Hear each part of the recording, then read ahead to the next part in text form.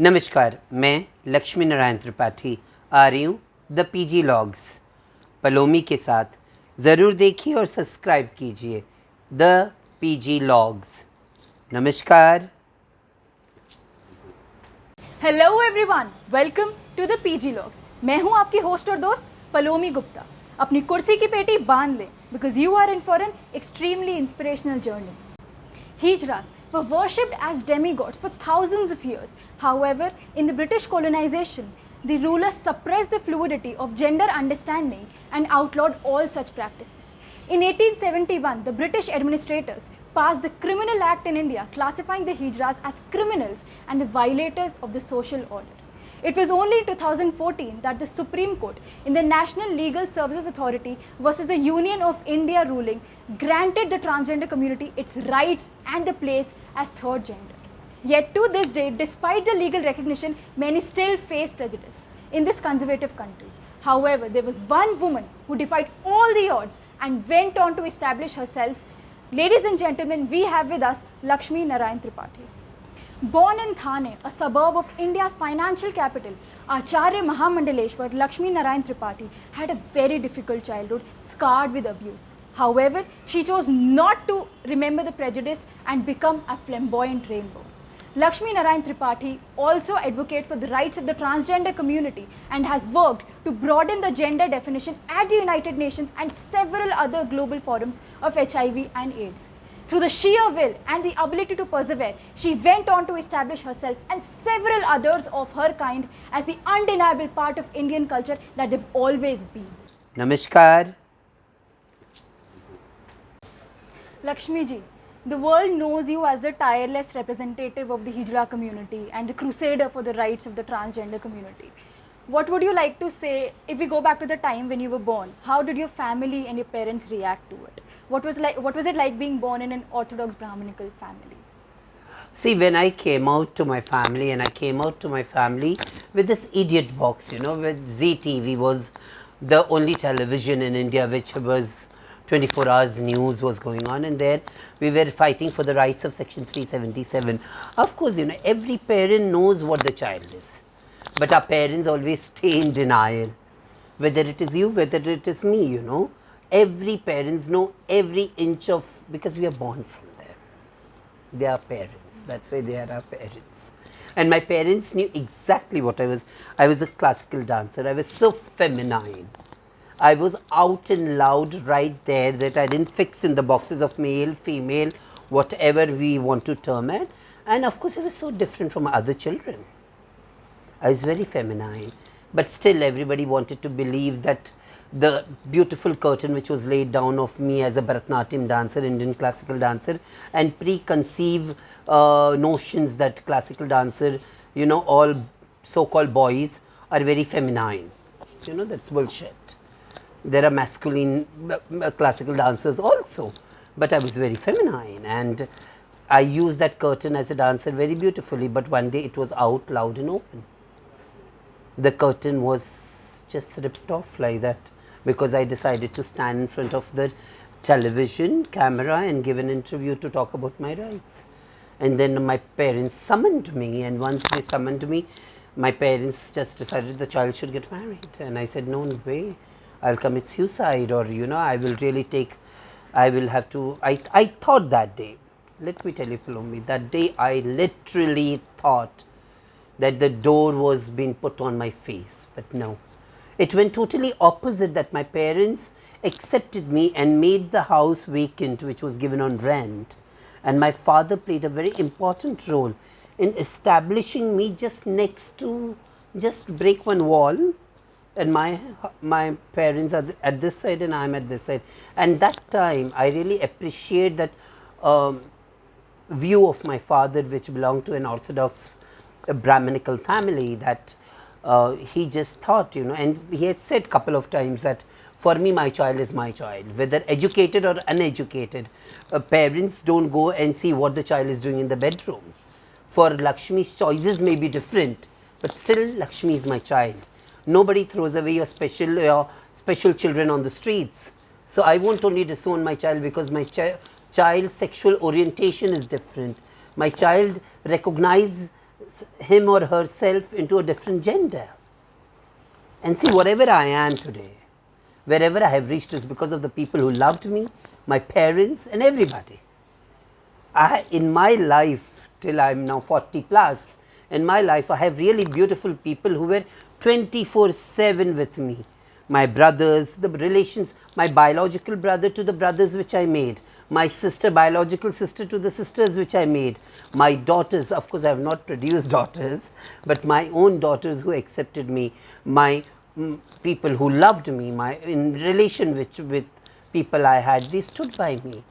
And who didn't stood, they are out of my life. And today also I am happy that on this stage and when I am talking with you, that I am happy, I have been loved very much. And I thank all this because that day my parents didn't just throw me out. I had a house, I had food to eat. At least in my house I had dignity as a child. I was not broken out from my roots.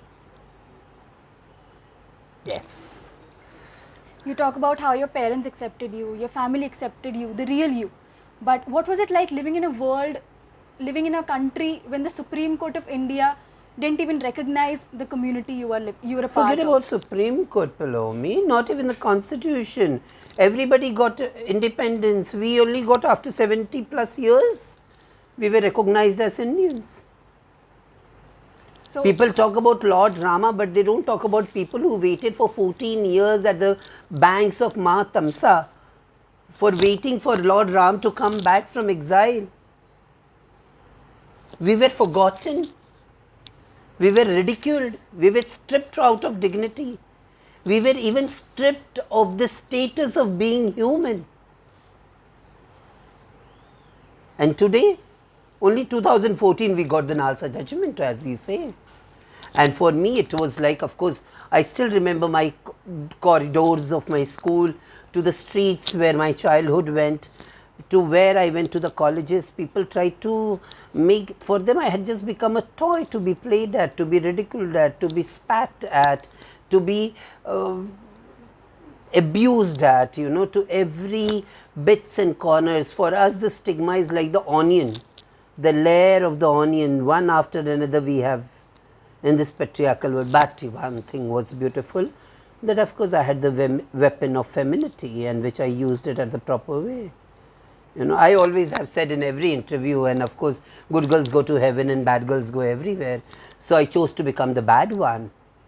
And what is good and bad? I believe that what the whole world, if I believe even in the Sanatan Dharma as Shiva, the entire Shrishti, because Shiva doesn't want any rules and regulations. Shiva is not bounded in one pattern. He is in everywhere and everything. So that's how femininity is. And good, we were blessed children. Our struggle was enough to make a footprint for the next generation to walk safely at least. And we reached the Supreme Court. And 2014, the Nalsa judgment came, where Nalsa, National Legal Services Authority, went all alone. Then Gauri and Zainab, she was known as Ernest, and now after transition she is Zainab. They both were the petitioners. I became as an intervener because to protect the traditional community's rights. And that time my book had already come up. The first edited copy of Me Hijra Me Lakshmi in English was out by Oxford University Press, and that was given to the Supreme Court. And a lovely essay was written somewhere on that book, and that also was given by Lawyers Collective. Lawyers Collective, Anand Grover was who represented me in the Supreme Court. So this was a wonderful journey. I always say that we or I have fought for my rights. I didn't want to become a social worker. I didn't want to become an activist. But I was put in that place, and decision taken at that junction of time was right. So even it is right today. And I don't repent and no regrets. And that's how life is. You talk about recognition, we talk about recognition. But like although Section 377 has been abrogated and your community was given legal recognition, but don't you think the recognition just appears to be on the surface, given the status of employment See this of the transgender community? employment. See, you're talking what is needed to be talked. Yes, employment. Not only employment. 2014 and later on came the Section 377 was read down. Then the Section 377 was read down. Then the Privacy Act. All these acts are there. It's on the superficialness. Now the government of India, of course, now transgender policy is coming up. The act was put in place, and slowly Thawarchand Gehlot has done a really good job. No denial of that. The government is pushing the agenda quite ahead, but still lot pushing an agenda and coming to talking about rights. Rights will not reach your home. You have to go and access it. We can't sit in our homes and say that hame ye nahi mila, hame wo nahi mila, that I didn't get this, I didn't get that. For that you have to go and ask the government, no? As we did. We went to the Supreme Court to ask what we are, and later on that's what happened was history. But today also I believe lot of advocacy is necessary to be done. There should be a strong political will to say that no discrimination will be allowed in country of India by our president and prime ministers and the top party leaders, you know, of all the leaders across party lines, saying that the transgenders, whether trans men, trans women, gay, lesbian, these are part of, they are Indian children. They are born on this Indian soil. We are as much as Indian as anybody. It has to be this way. Lakshmi ji, you are now the Acharya Mahamandaleshwar. You challenge the religious convents and created own akhada, Kinnar akhada, shattering centuries old orthodox. Why do you think advocacy in religion is so important? Because we are so cultural. Because advocacy in religion plays the most vital back of advocacy in itself. In changing the mindsets of the most people right who are interiors in the society, who don't consider anything about religion. For them even the law of the land doesn't matter. For them everything is what is religion. And of course when our ancestor had a very important position in the Vedic Sanatan Dharma, we reclaimed it. I never asked a place of any man or any woman. It was the third gender which was known as Kinnars, Dev, Danav, Yaksha, Gandharva, Kinnar, Apsara, Sant, Mahatma, Sadhu. So we reclaimed our own position, and in 2015 we established the Akhada. 2016 we did the Ujjain Kumbh, and the 13 Akhadas went against us, said we won't accept you all, you know, this and that. I said whatever you say, we are demigods, we don't require your, you know, permission. It's my with the might with the God.